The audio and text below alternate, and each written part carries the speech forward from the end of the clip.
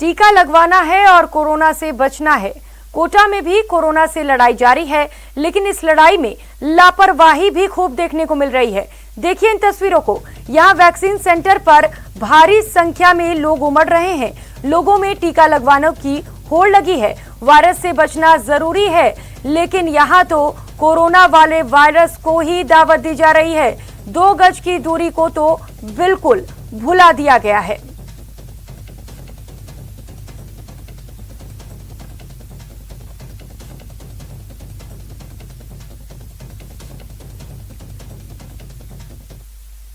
तो उधर कोटा के ग्रामीण इलाकों में वैक्सीनेशन को लेकर गजब का उत्साह देखा जा रहा है। आज भी कोटा देहात में कई वैक्सीनेशन कैंप आयोजित किए गए। बोरखंडी में आयोजित वैक्सीनेशन सेंटर के शुभारंभ के मौके पर कांग्रेस नेता अमित धारीवाल शामिल हुए। इस दौरान उन्होंने घर घर औषधीय पौधे योजना के तहत ग्रामीणों को पौधे भी बांटे। उन्होंने कहा कि वैक्सीनेशन के प्रति प्रदेश की जनता जागरूक है। ऐसे में वैक्सीन की सप्लाई केंद्र सरकार की ओर से की जानी चाहिए, ताकि प्रदेश की जनता सुरक्षा कवच को लेकर सुरक्षित हो सके। सरकार की तरफ से मुख्यमंत्री औषधि योजना, घर घर औषधि योजना के तहत 5 या 8 तरीके के औषधि के प्लांट्स सब पूरे गांव के अंदर डिस्ट्रीब्यूट किए जा रहे हैं। गांव में भी करे जा रहे हैं, शहरों में भी करे जा रहे हैं, पर मुख्य तरह में ये देखने को मिलता है कि गांव के अंदर ज़्यादा उत्साह है। गांव के अंदर वैक्सीन का ज़्यादा उत्साह है। लिटरेसी कम है, पर वैक्सीन के प्रति ज़्यादा उत्साह है। आज देखिए यहाँ पे भी वैक्सीन भी चल रही है और औषधि के प्लांट्स की भी वितरण चल रहा है।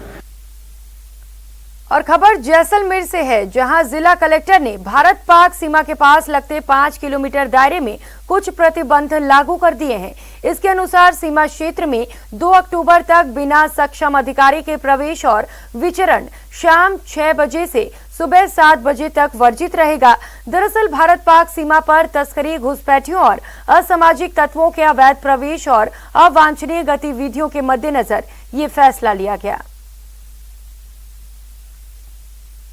क्रॉस द बॉर्डर ना हो, उसी उद्देश्य से चूंकि रात में जो लोग विचरण करते हैं उन पर मॉनिटरिंग करना, एरिया बड़ा है, स्पार्सली पॉपुलेटेड है, कम लोग होते हैं, तो उनको मॉनिटरिंग करना थोड़ा डिफिकल्ट होता है। इसलिए सीमा के 5 किलोमीटर के अंदर यदि कोई संदिग्ध गतिविधि पाई जाती है, वो कई बार डिटोनेटर्स हो सकते हैं, कई बार कोई ऐसी प्लांट किया जा सकता है जिससे कोई प्रॉब्लम हो जाए, कई बार कोई आतंकी गतिविधि भी हो सकती है। और वक्त हो चला एक छोटी सी ब्रेक का, लौटेंगे फौरन।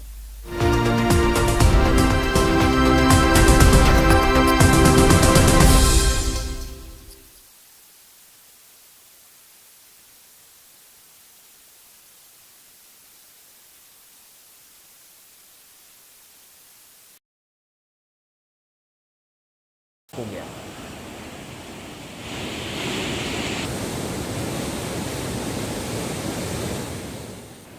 कोटा में भी 3 दिन से हो रही लगातार बरसात से जनजीवन प्रभावित हो रहा है। इटावा सुल्तानपुर क्षेत्र में मूसलाधार बरसात से नदियां उफान पर गई। कई गांवों का संपर्क भी अब कट गया। यहां रामपुरिया, शिवपुरा, गोरधनपुरा, करवाड़, बोरदा सहित 2 दर्जन से ज्यादा गांवों की निचली बस्तियों में पानी भर गया है।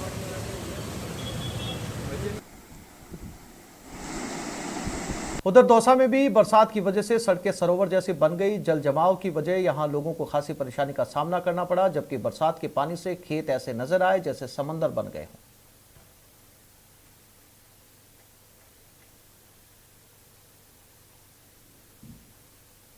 दौसा में भी लगातार भारी बरसात जारी है। यहां बारिश के बाद बांधों में ज्यादा पानी भर गया, जबकि जोधिया गांव की सरकारी स्कूल की चार दीवारी भी बारिश के चलते ढह गई।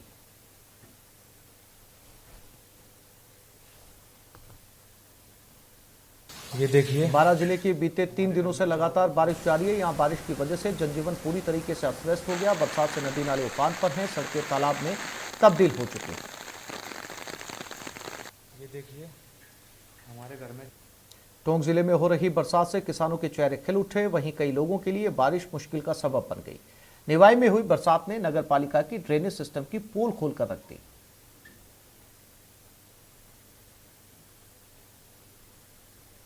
टोंक में टोडा रायसिंह टोंक मार्ग पर पानी सड़क के ऊपर से बह रहा है। इस बीच यहां लोग भी लापरवाह दिखे और वो जान हथेली पर रखकर सड़क पार कर रहे हैं।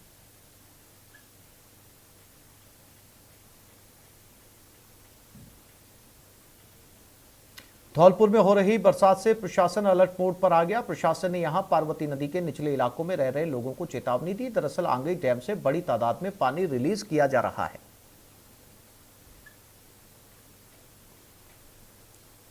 करौली में भारी बरसात के चलते नदी नाले उफान पर हैं। ज्यादा पानी आने से पांचना बांध के 6 गेट 2 मीटर खोलकर पानी को निकाला जा रहा है। जिला प्रशासन ने नदी के किनारे बसे गांव में अलर्ट जारी कर दिया है। भरतपुर में बरसात का दौर जारी है। जिले के सभी इलाकों में जमकर बरसात हो रही है, जिसके बाद चारों तरफ पानी ही पानी नजर आया। तेज बरसात के कारण अब नदी नाले उफान पर। अजमेर में सावन के महीने में इंद्रदेव मेहरबान हैं, जिसकी वजह से पुष्कर सरोवर का जलस्तर भी लगातार बढ़ता जा रहा है। पुष्कर सरोवर में करीब 10 फीट पानी की आवक हुई। हाड़ौती इलाके में भी लगातार बरसात का दौर जारी है। कोटा में 3 दिनों से बारिश हो रही है, जिससे इटावा इलाके में बाढ़ जैसे हालात हैं। खेतों के साथ साथ कस्बे की कॉलोनियों में भी जल जमाव हो गया है।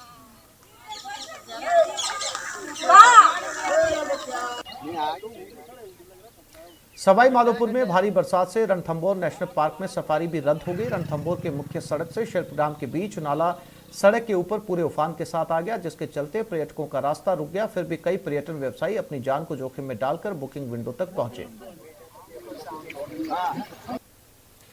दौसा में सावन में बरसात के बीच सोमवार को शिव भक्तों का जोश और ज्यादा बढ़ गया। यहां शिवालय में भक्तों की जमकर भीड़ उमड़ पड़ी।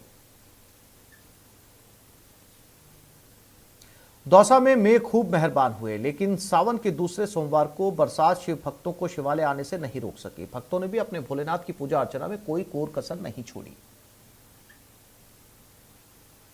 ये तस्वीरें जयपुर की हैं और आप अंदाजा लगा सकते हैं, जब राजधानी के अंदर सड़कों का ये हाल है तो दूसरे जिलों की तस्वीरें अपने आप समझी जा सकती हैं। और बीच में ही कुछ मनमोहक तस्वीरें भी सामने आ रही है। पानी में ही बच्चे खेल रहे हैं, क्योंकि सड़क जो है वो पूरी तरीके से पानी में डूब चुकी है। वाहन बड़ी मुश्किल से निकल रहे हैं और सड़कों पर ज़्यादा पानी जमा होने की वजह से, वाटर लॉगिंग की स्थिति की वजह से जाम भी लग रहा है। यानी कि शहर राजधानी का ट्रैफिक जो है वो रेंग रेंग कर इस समय चल रहा है। झालावाड़ ब्रेक के बाद आप सभी का स्वागत है। खबरों में आगे बढ़ेंगे। बीकानेर से खबर है, जहां पर करणी सिंह स्टेडियम में बीएसएफ की ओर से हथियारों की प्रदर्शनी लगाई गई। इस मौके पर आमजनों को कई तरह के हथियार देखने को मिले। बीएसएफ के इस हथियार प्रदर्शन को देखने के लिए भारी संख्या में लोग स्टेडियम पहुंचे। बीएसएफ के अधिकारियों ने भी प्रदर्शनी में लगाए गए हथियारों के बारे में लोगों को पूरी जानकारी दी। इस दौरान हथियार प्रदर्शनी देखने आए लोगों में खासा उत्साह देखने को मिला।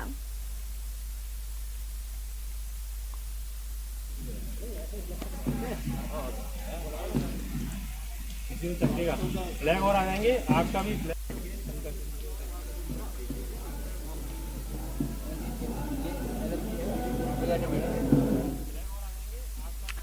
अगली खबर का रुख करेंगे। स्वतंत्रता दिवस समारोह 15 अगस्त को पूरी गरिमा और हर्षोल्लास के साथ मनाया जाएगा। आज श्री गंगानगर के डॉक्टर भीमराव अंबेडकर महाविद्यालय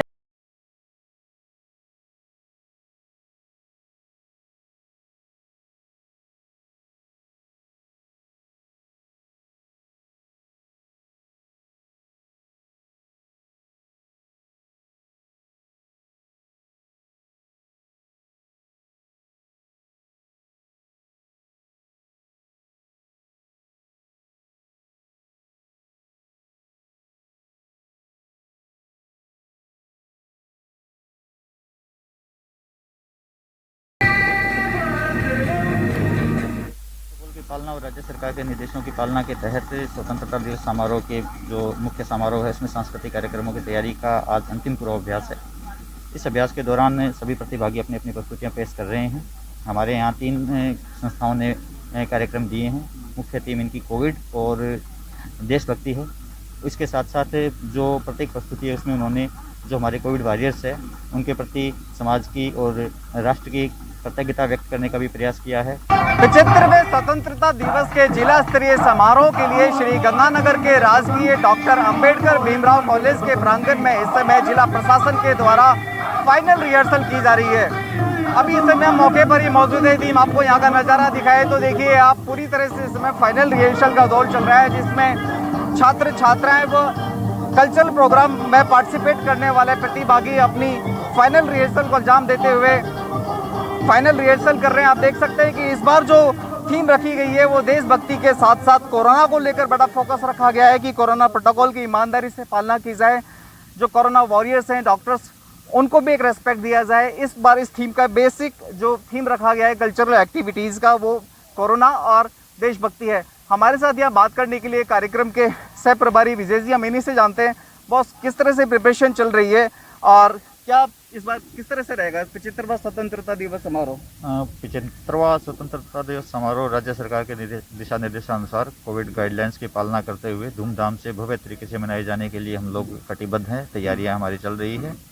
इस कार्यक्रम में बच्चों को मनाही की गई है, तो स्कूल के बच्चे हमने नहीं लिए हैं।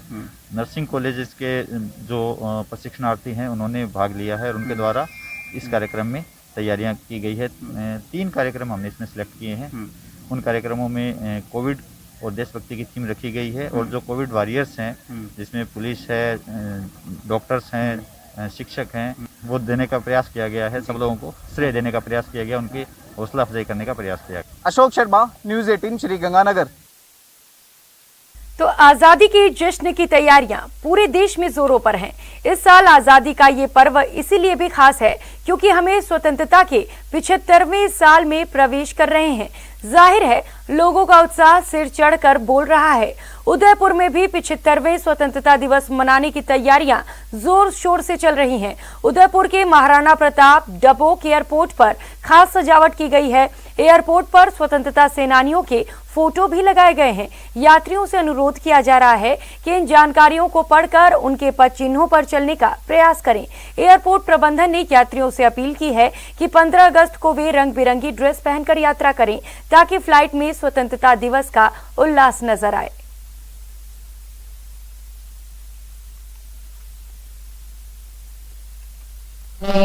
हैंडलूम जो वीविंग करते हैं उसके लिए भी एक छोटा सा फैशन शो रखा था हमारे लोगों को दिखाने के लिए और उनका और प्रोत्साहन करने के लिए कि आप सब भारत के बने हुए कपड़े पहने। हमने यहाँ पे WZCC के साथ मिनिस्ट्री ऑफ कल्चर के थ्रू पेंटिंग्स लगाई हैं जो आर्टिस्ट ने पेंट करे हैं सेनानियों के और फ्रीडम फाइटर्स के। हम अपने ही लोग यहाँ पे कोशिश करते हैं कि खुद करें और जैसे जैसे कल दिन पास आएगा हम रंगोली खुद बनाएंगे और पैसेंजर्स का स्वागत करते हैं कि वो इस बुलेटिन में इतना ही। आप बने रहिए हमारे साथ। नमस्कार।